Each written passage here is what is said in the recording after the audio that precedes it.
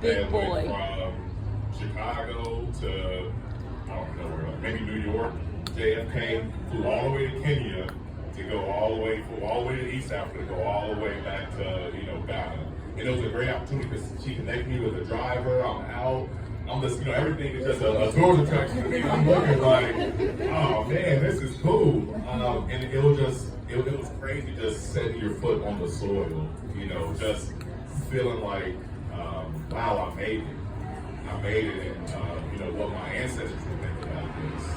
And I'm making it on my own accord, on my own resources, and that was just so enlightening for me. So a couple experiences that I'll talk about. I was talking about the culture. And again, I want to kind of bring this full circle of why this would be important for a young person to get this experience and to get outside of their comfort zone. There's a lot of things about myself and my people and our culture that I didn't even understand until I got to the continent. One example, just eating in general, eating with your hands.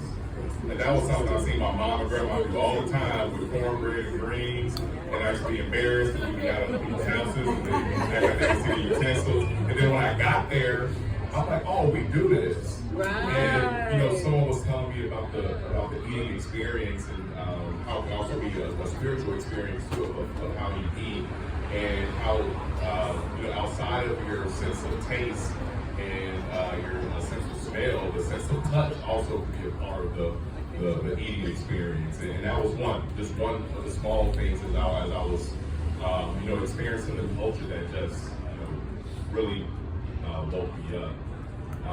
Another experience, wow, just like how developed it was and how great the people were. I just didn't know. I was, growing up, I thought, people was gonna be in these little villages and half naked, and I thought that, right? And it was nothing like that, to be honest with you. And there's people I still stay in contact with now that they check up on me, and I built that relationship, and put that travel bug in me. Like, I'm trying to figure out how to put a few pennies together now. I'm like, man, I need to, like this. It was so addictive in the exposure. And the other thing with the tourism, aspect of it, one thing that you will get with KEYNECT Global, you are going to get an experience, especially if you're from the diaspora. You're going to connect with your roots. You're going to understand what life was like pre-slavery, pre-transatlantic slave trade.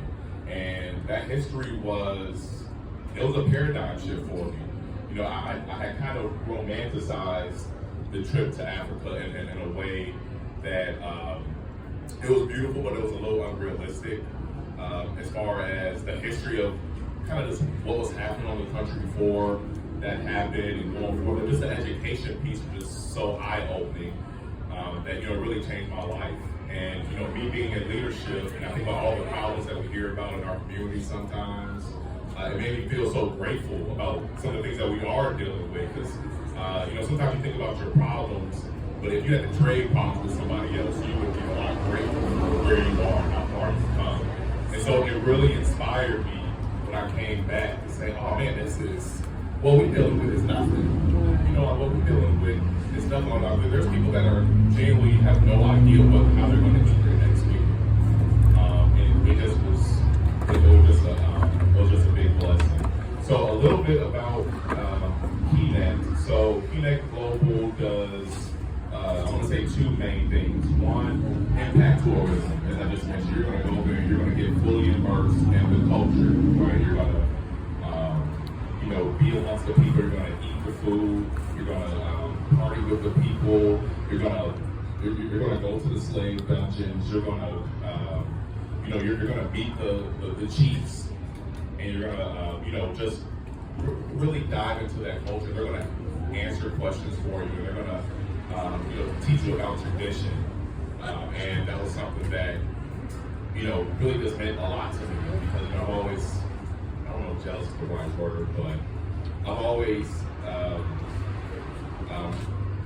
adored how other people not from the diaspora had that connection back to their homeland, and to be able to do that, and be able to talk to an African chief, man, it was just, I couldn't believe that after that I got here. And I know if I had that experience, as a young adult, and I know for someone even younger than me, it's going to be life changing, and it's going to give them something to aspire to.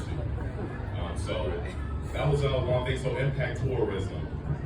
What's the other thing? So international business. So we know we live in a global economy, and even being in a small village, one thing that we noticed, and many times we talk to you know a lot about this too, that there's a lot of opportunities for us to work together.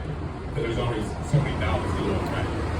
Whether it be public safety, infrastructure, or programming, non-profits, you start to notice like we can do a lot more together if we do that. So that's that. And then the last thing, what am I missing? So I said impact tourism. I said international business. Again, one of the focal points too is to get people to invest in Africa and support, whether it be the local schools or the local villages, for you to invest in it. Also, if you're interested in purchasing property as well, give you exposure to that, because it's not the same process as you can imagine here. You have to, it's one of those things to know how to maneuver in that system. You're going to have to build the right relationships in order to do it. So you're going to get exposure into that. And then I feel like I'm missing something. Let me look at my list. World, okay, social impact. I mean, that's huge. That's huge, especially for our young people to understand not only where they come from, but even when you go over there, we have so much in common. Although we are different, and it's a beautiful thing to be someone, and you guys see the world different, but see it the same all at the same time. And it's a great feeling. It's an energy that I didn't really know that existed.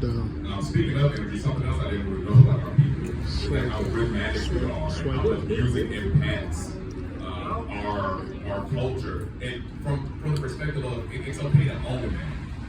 Just for the fact that everywhere I go is just loud. Like everyone's just loud.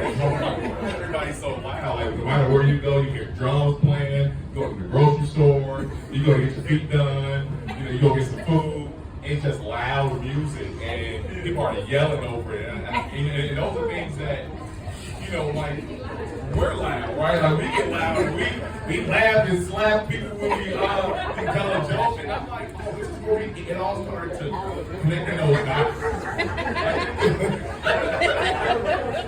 You're going to start to connect those dots, and, that's just really important. So, and then the last thing is support, as Isaiah said, one thing that we do have is each other. We don't have anything.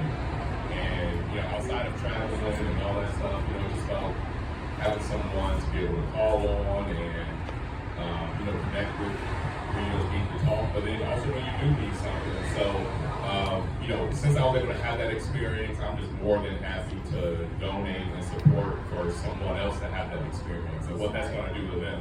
Amen. And, the one thing that we can do to impact our world and our society is, one, to be successful ourselves. But you don't need to have a big impact, just one person. And that one person impacts one person. And it's a trickle effect. So I hope that my brief story about my experience encourages you all. As Trustee Brandon mentioned, there is a QR code. If you do have something to give, let's make sure that the next time we connect, we can be talking about and having that young person here that got that opportunity. Now they're going to be telling us about their experience, and then we're going to be raising some more money so we can get some more people over. All right, well, you need to keep Brandon back in. Okay, all right, well, we're going to bring the enthusiastic, tall, and gracious trustee Isaiah Graham back to the mic. Here you go. You left off some words. You left off a lot of words, but we'll stop. I'll be humble this evening. Be humble. And so, speaking to that point and what Trustee Jones just said, we have a lot of individuals who've gone to Africa and who've experienced it as well. And so, if you've been to Africa, make some noise.